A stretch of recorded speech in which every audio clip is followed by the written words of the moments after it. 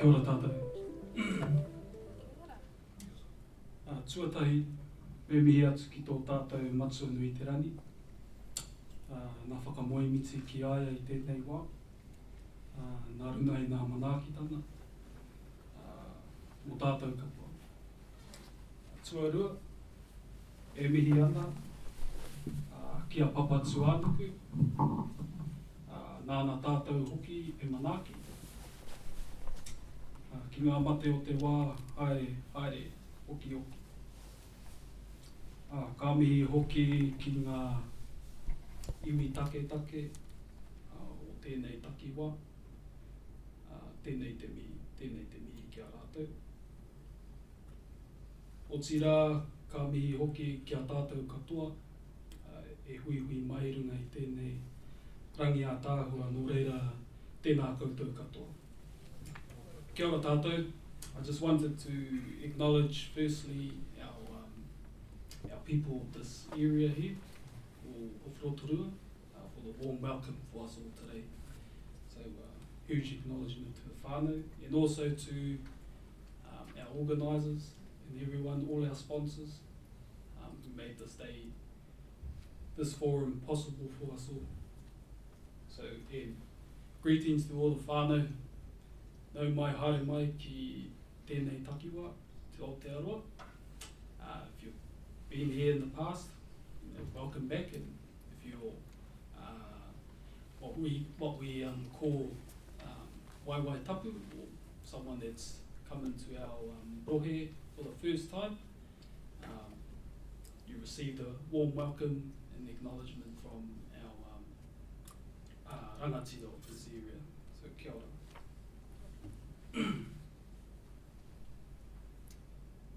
As you all know, it's good practice that we, as a Māori, I introduce myself through our connection, my pepeha. So nō reira, ko Tūwatawata te mauna. Tūwatawata is my mountain. Whiringa ki te awa. Mātātua is my waka, my canoe. Whare Pākau is my prominent chief, or tipuna. Te Karaha is my sub-tribe. Ngāti Whare is my tribe, who I connect to. Te Whaiti is the area I was raised and born, what we call Tūranga Waiwai. Kohiti is my last name, my family name, and Kohu is my first name. So, kia ora tātou. Just give you a little bit of a background on my upbringing. So I was born and raised in a small community called Te Whaiti, about 80 minutes drive of this location. A very humbled and respectful upbringing. My kuia, my kraua, my grandmother, my grandfather played a huge role in my upbringing. I was exposed to tikana and kawa, known as procedures and protocols of our people. Learned karakia, prayers, and we would practice until you could recite them in your sleep at night, which I still have yet to master. So, kei te pai, means I'm getting some sleep. I was introduced also to traditional gatherings from our ngāhere, medicine, rongoa, gathering of food for our whānau, piko piko, puha, all those traditional foods that our whānau hapu and iwi still treasure today.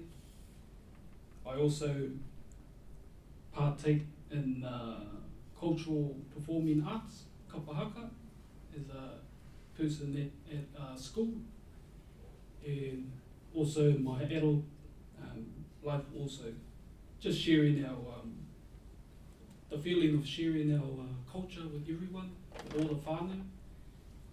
It's just an awesome feeling. So you would also find me not too far away from my marae, which is my traditional meeting house there up on the slide. and I would often be there supporting with maintaining the grounds, hanging around my tipuna, my elders, and listening to the way that we speak back home, trying to learn our history, the ways of my people, how they spoke, because I'm not too sure if you all know, yeah, we might be all Māori, but we all have our own tikanga and our own kawa in our different districts or regions around the motu. So it was very important that I firstly learned who I am.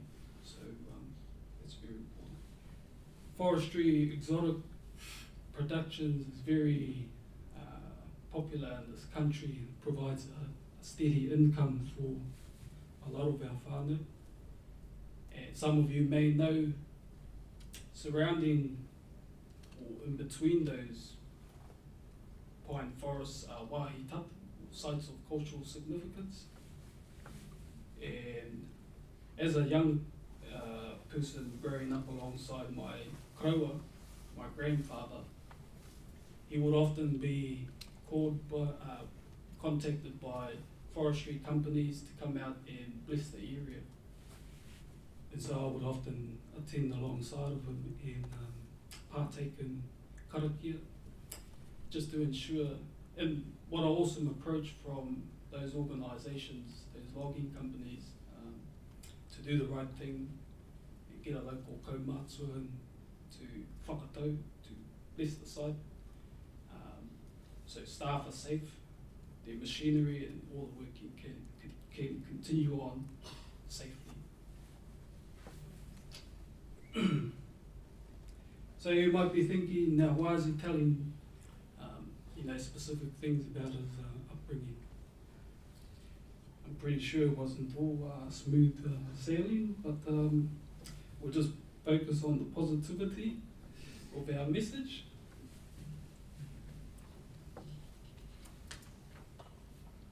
So I share these elements and learnings in my upbringing with you all today, because it has been something that's guided me through my working career with Te Papa Atawhai. And it's allowed me to understand and appreciate our Māori culture a lot more, working on our whenua. And it has guided me and shaped me into the person that I am today. So it's the teachings of my whānau, my hapu, and my iwi. I currently work for the Department of Conservation as a heritage, the name keeps changing, heritage and visitor ranger. Now the heritage part is, to me, my interpretation is about protecting what's out there in the ngāhere, the cultural aspect. And the visitor part is going out there and maintaining visitor tracks, huts, and infrastructure, looking after our manuhiri, our visitors.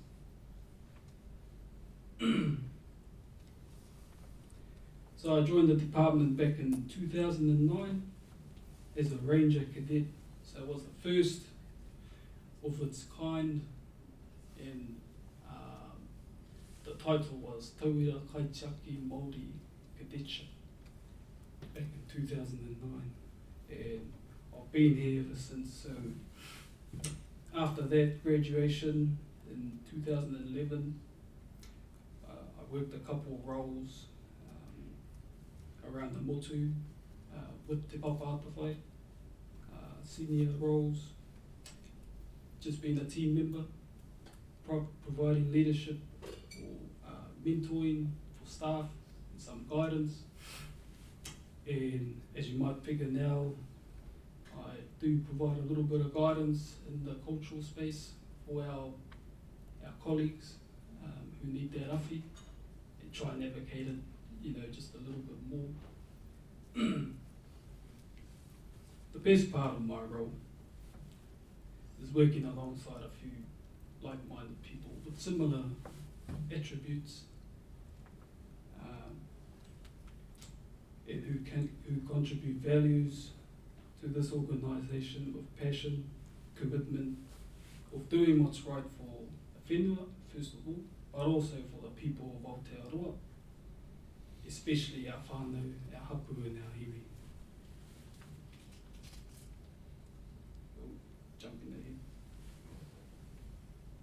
My career has also taken me on a journey as a senior biodiversity ranger, working alongside tangata whenua on private Māori land.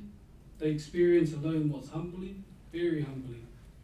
And when you're working alongside Indigenous people or whānau, hapu and iwi, they do tend to share with you certain values or qualities or history from their particular whenua.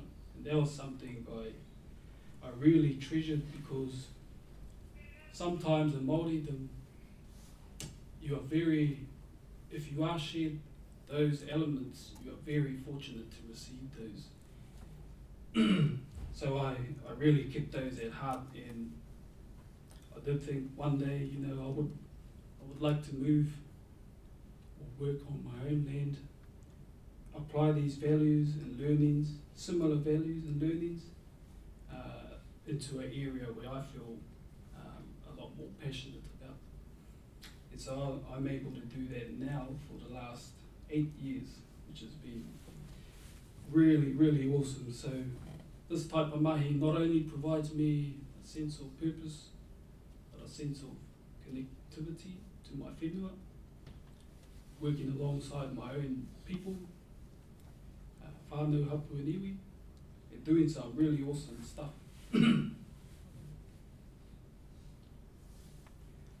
The most part of my presentation is to share local initiatives, learnings, experiences around cultural safety, working for the Department of Conservation, Te Papatawhai, also alongside our iwi taketake, which is our Indigenous people, if you like, whānau, hapu and iwi. Cultural safety, firstly, it's, let's just jump our slide. There we go. Cultural safety is acknowledging the people and their rights as tangata whenua. It's acknowledging their identity. Once you understand who they are, you are able to recognise and respect the cultural identity that they hold, while safely meeting their needs, expectations and rights as tangata whenua, as the people, as the Indigenous people of Aotearoa. So the department is very mindful about the cultural aspect that our work provides, and it's important to acknowledge these cultural sectors every time we're out there working on the land, and providing staff with the correct tools, resources to interact, I suppose, confidently with tangata whenua, with whānau, hapu and iwi. So every new staff member to the organisation is properly introduced into the organisation. They will normally attend a pūkena atawhai, which some of our doc staff here have all been on. And that provides them with a broad, I suppose, understanding of te ao Māori. And it's not only until you've completed this, it's about a week-long course. Once you've completed it, then the real mahi starts in your own area, on your own whenua, working in whichever office you might be based with, and with the people of that whenua.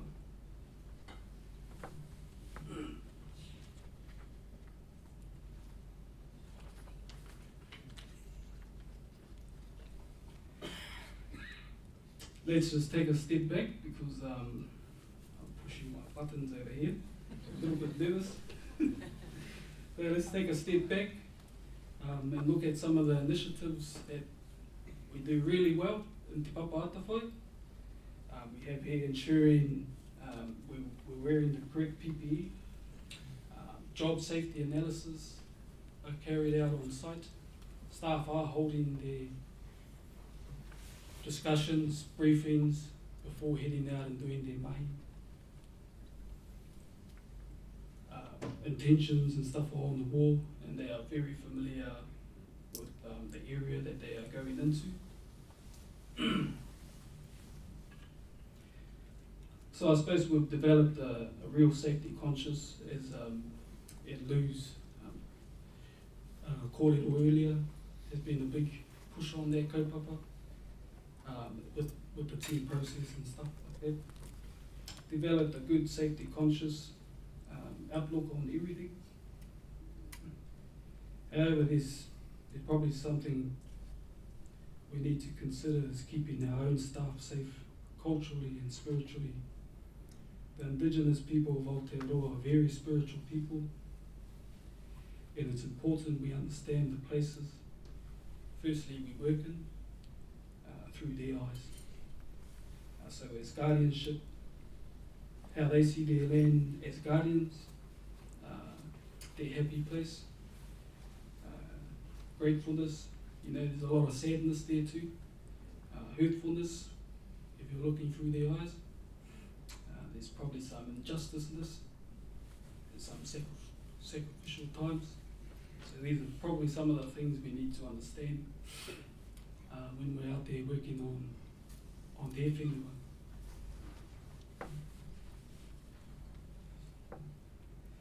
So the department overall, I suppose, acknowledges the improvements that we need to do in our mahi to provide sentimental value and to a greater extent a sense of connectivity for physically, mentally, spiritually, and I suppose if you whakapapa to the area too, as a staff member, it provides a sense of genealogically to you as a person. We must continue to do more and focus more on the cultural aspects of our roles and let that guide us forward. I believe change will continue, it needs to continue at place, and local staff can drive this change around tikanga.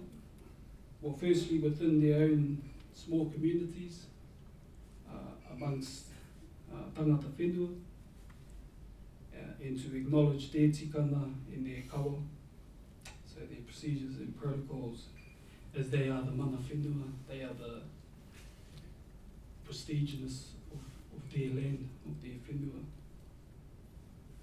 So, it mentioned earlier, I mentioned earlier about the benefits of local staff members working alongside their people, hapu and iwi, and how their people might be more trusting towards te papa atawhai. Powering down.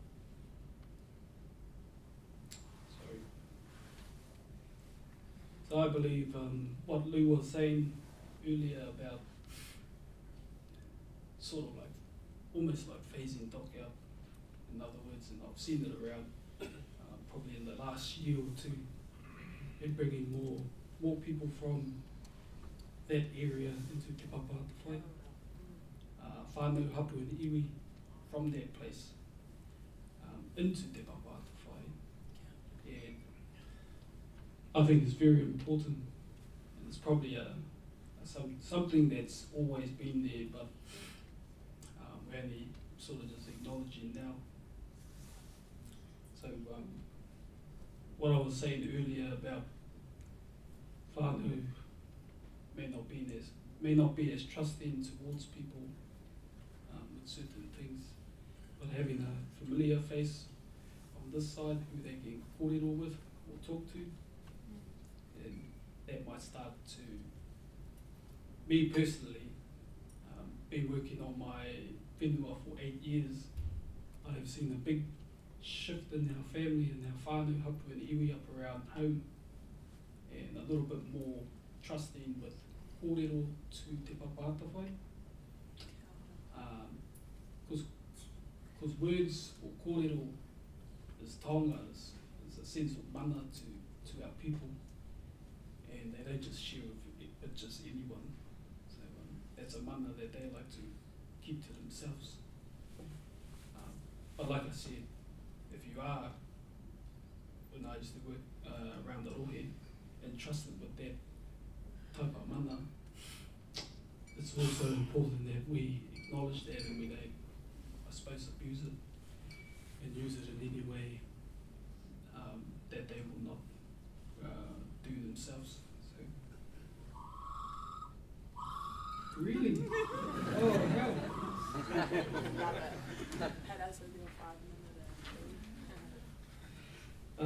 Okay, so this is a bit of a snapshot of my district boundary. Just over 270,000 hectares of wildlife forest that we look after in this district boundary, which incorporates whakatane, whirinaki and opotiki. We have, just to give you an idea, a total of 82 marae. So all those marks on there are our marae, so that gives you an idea of the amount of whānau some areas should be working with, or working alongside. 21 iwi is the number that our boundary actually represents also. So within the iwi, we have to ensure we're building strong, lasting relationships.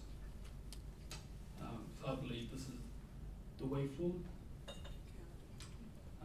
Within our iwi, we have hapu, and there's probably hundreds of hapu, and then in the hapu is our whānaus.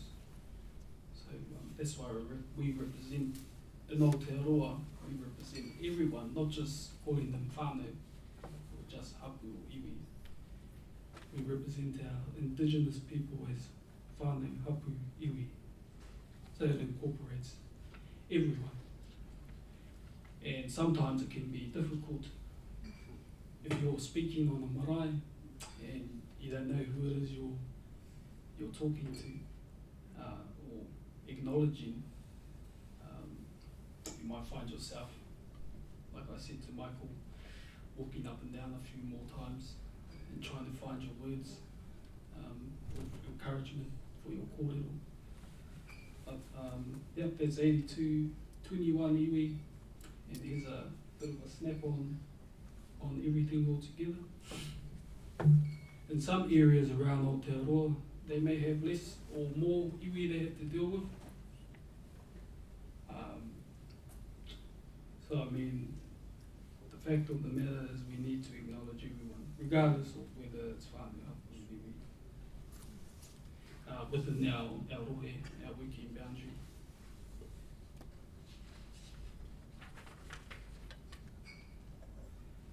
Cultural safety, cultural capability. So where are we at the moment as a district within our boundary? July this year, 2 districts come together, and it was Whakatane, Rotorua, Tauranga districts had met July this year to discuss cultural capability, and we acknowledged that that was led from a local level. Us staff and some of our leaders acknowledged that this is probably a key element that has been missing from our mahi, from our work. Yep, we're pretty good at going out there and doing the work on the whenua, but also we need to recognise and acknowledge just actually whose whenua it is and the taonga that are on there. So we're not just walking over everything. We can take our hats off at the gate and walk through a forest, open-minded, leave our problems there, and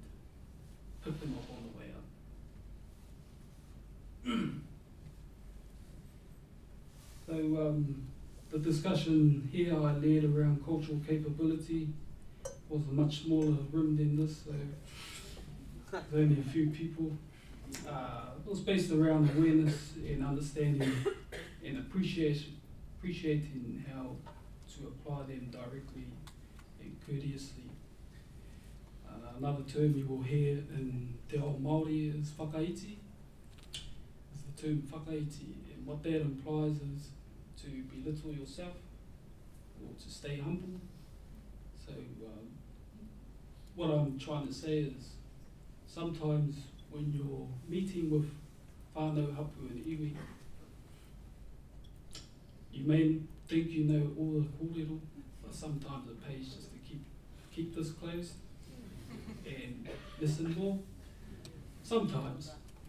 There's times where your knowledge will come in handy, and I always apply it just out of pure respect. I'm not going to turn up to a hui and lay it down how it is in their area. I'm going to apply tikana and be respectful and let them have the first say, and then go from there. But there'll be a time and a place for your knowledge to come out. And just to wrap up, I suppose that's where we are today. We held a cultural safety hui earlier, late this year, and it was to acknowledge this is some of our district staff. It's us acknowledging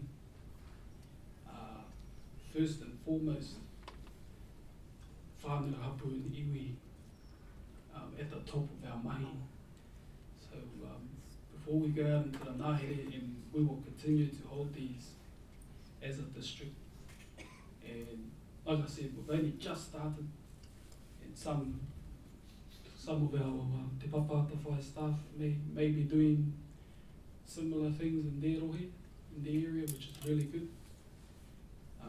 But this is very important that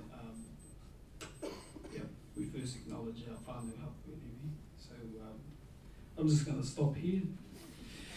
And nō reira, tēnā koutou, tēnā tātou katoa. Kia ora.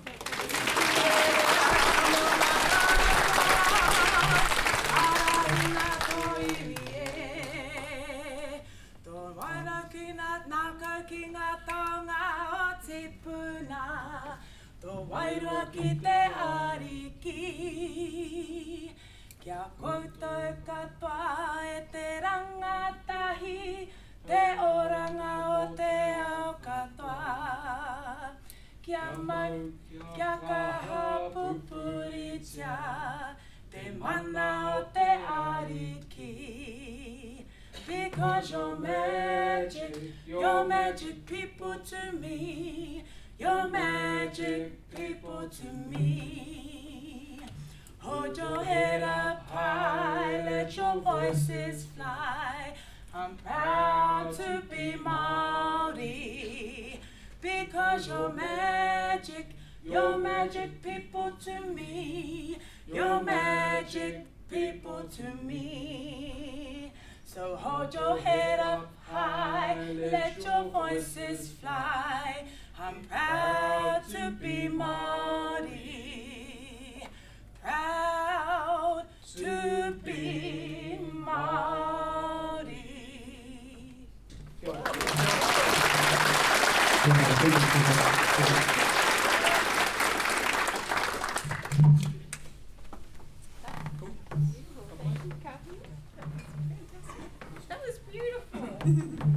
little bit nervous. Before you go, Oh. did anyone have any questions? We've only got a bit for One question. Yep. Oh, I thought you were. No. We've got time for one question. Anybody? Yeah, right at the back. Tātou tapu, what would be your biggest learning in your ako for going from the tangata whenua into doc and then to take back home for sort of other people that may not be Māori or dealing with like your Indigenous, whether it be here or Australia? Kia ora. Yeah, I suppose my biggest one would be firstly coming from a small community, and I'm talking a population of maybe 100, 150, going out in the world to grasp all the knowledge I thought was very important. I always grew up with that tikana in the background throughout my upbringing, and when I first started with Doc, we would be, I suppose, a tick box exercise, and that's what I'm trying to change. It's just karakia in the waiata in the morning, but that's it. We don't practice it. Back then, there wasn't a lot. So that'll be the first one. And another one for me would be, as I said in my background, heading out into to experience all the other iwi around Rotorua, around the motu, around Aotearoa, and not sort of stealing, but learning their tikana, because we all have common ground there, us as Māori, sort of just picking out bits and pieces that I think would be, it's all valuable, but things that I think are necessary to apply back into my own area. So there was a lot of that around as I continued my journey in Te Papa-Atawhai. And yep, we're definitely at a stage, our district, and a lot of the other thing, there wasn't much Māori faces either in Te Papa-Atawhai. Sorry, my whānau with white skin. What I noticed anyway, so it's good to have, starting to see our whanaunas in Te Papa-Atawhai or any government role or agency there for their whenua. We all got a purpose, and that's probably the ultimate one. Everyone's there for a reason. The kapai.